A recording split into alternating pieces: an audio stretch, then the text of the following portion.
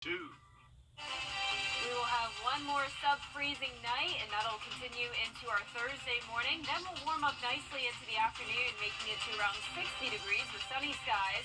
But then we will see the clouds take over, and that will impact our weekend along with some rain. All those details coming up. Right now on News Channel 6 at 11, helping parents teach. A push to get moms and dads to better understand new standards. Also ahead, a local town setting aside millions of dollars for their parks, how they plan to use the money. And a local woman talks about her journey from the Garden City all the way to Hollywood as News Channel 6 at 11 starts now. Live from Television Park, this is WJBF News Channel 6 at 11. Good evening, everybody. I'm Brad Means. Thanks for joining us. Jenny is off tonight, as coverage you can count on begins with some help for parents to help their children with schoolwork. Nikita Dennis is live at our Satellite News Center with details. Nikita? Yeah, Brad, parents walked away from this workshop with plenty of resources to help their children with math and literacy in the comfort of their home. Inside the hub, parents in Richmond County are learning ways to help students with the two most important subjects in the school system. We believe that families are an important part of our education, and helping students with their numeracy and literacy are the two most critical skills for academic success. So we wanted to partner with our families and provide some resources so that parents can help them at home. This year, schools are implementing new math standards and working one-on-one with parents to help them teach their kids at home. So we wanted to educate our parents on the new math standards, the reason for the change, what were some of the key changes, and how they can support their students at home with the new math standards. 4 sessions were set up for parents and students to receive tools and information. We had books, we had math manipulatives, we had information on our English as a Second Language program, our Advanced Studies program. We got such great feedback from every community member and parent that attended that we're looking at hosting this event again in the future to continue to educate our parents and partner together to provide information and resources. This was the first workshop. Another one will take place next year. Live in the Satellite News Center, Nikita Dennis, WJBF, News Channel 6. It is time now for a first check of the weather. Meteorologist Jenna Petracci is here with that. Jenna? Well, Brad, it's another cold night under clear skies. No chance of rain for now. And as we go into our Thursday morning, you'll definitely need to bundle up as our temperatures are continuing to fall. Here's a live look at our Terry Lambert Hyundai Skyview cam over at Doctors Hospital.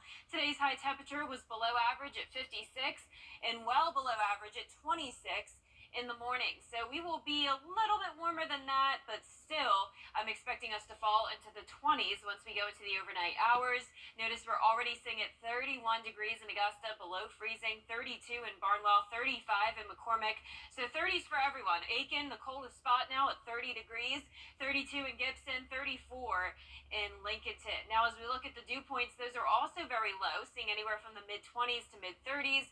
So not only is this a cold air mass, but it's also very dry. We can see the winds are very light as well, and this will help our temperatures fall pretty drastically tonight. And as you can see, we have mostly clear skies with high pressure and control, but we do have some clouds streaming in from the west. And pay attention to this area here down in Texas. That's some low pressure developing, and that'll eventually impact us on Friday. But in the meantime, tomorrow, no chance of rain. Skies will stay mostly clear, starting out the day in the upper 20s, 30 degrees in Augusta by 8 a.m. It will be a nice and sunny Thursday once again. You'll notice it will feel a little bit warmer in the afternoon, making it into the low 60s. So a big warm up is coming. You'll really notice that on Friday. That's when our lows will eventually go into the mid 50s. Highs will be back to 70 over the weekend, but we'll also have a very soggy setup. So coming up, I'll have a look at all the rain you can expect into the weekend. So stay with us, but back to you, Brad. All right, Jenna, thanks. The city of Grovetown is going to cancel its Christmas parade. It's over concerns about bad weather. The announcement coming on a Facebook post. The Christmas festival will be postponed until Friday, December 8th at Liberty Park. It's going to be from 5 p.m. till 9 p.m. Harlem now, where City Council member. Coming up, we're going to have that forecast with Jenna. She'll check out the cool down, the warm up, the rain chances. She has it all for you. Plus, a local animal shelter did a great job getting animals into their forever homes, but they could still use your help. Stay with us. Hey there, everybody. This holiday, order your family favorites in the Bojangles app. It's bow time.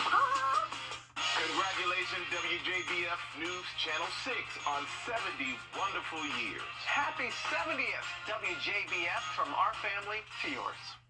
The Live 5 for 6 Skyview Network, sponsored by Terry Lambert Hyundai. Now, your most accurate forecast with WJBF Live 5 for 6. Let's start out with a school shout out. This is Decal Impact Services. They're a homeschool group located right here in Augusta.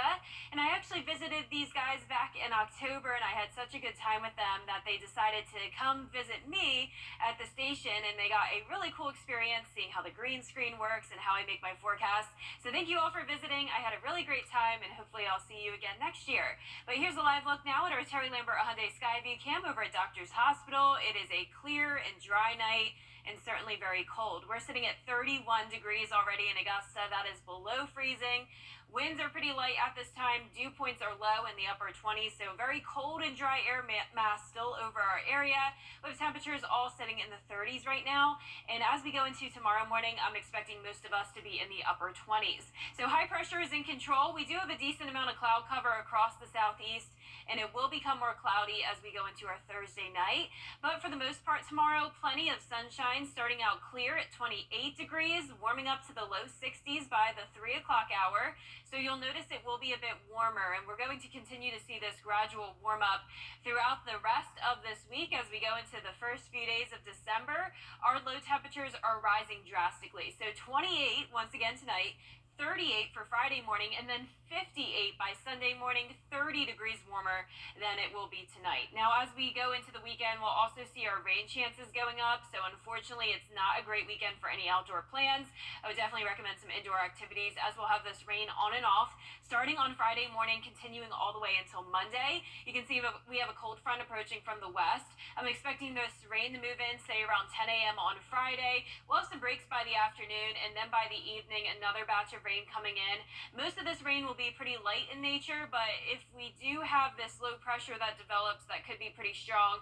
We could have some heavy downpours here and there, particularly on Saturday. Then this cold front will take its time exiting our area, still bringing those rain chances all the way through Sunday night and possibly even through the first half of Monday. Now, if we do get those heavy downpours, it's possible we could have 3 inches of rain, maybe even higher. As of now, I'd say most likely more so 2 and 3 at the maximum.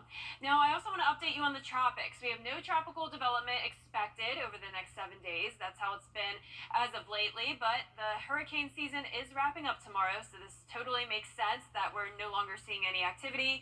We almost completed our entire list of names, and this ended up being an above average hurricane season. The average amount of storms is 14, and we had 20 storms total, 19 names, 7 hurricanes, and 3 major hurricanes, a couple of those impacting the United States. But for tonight, lows once again in the mid-20s to low 30s, and for tomorrow, we'll top off in the upper 50s to low 60s with nice sunny skies.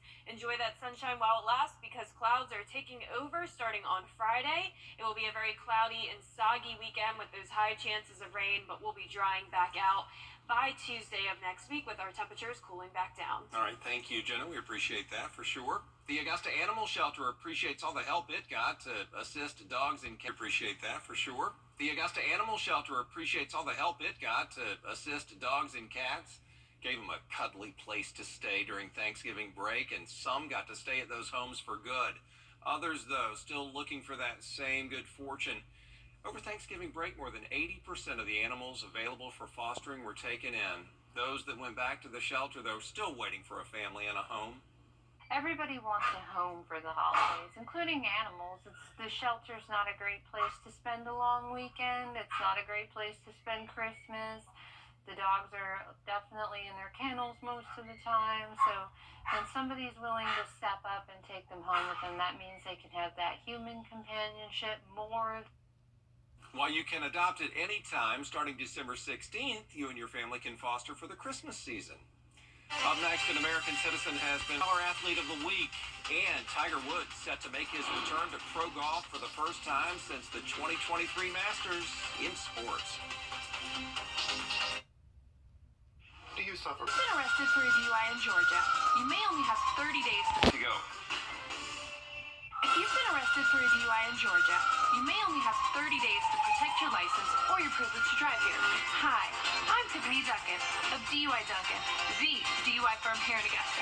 Visit our website at DUIDuncan.com to see what we've done to help so many drivers. If you've been arrested for a DUI in Georgia, call me now for a free consultation.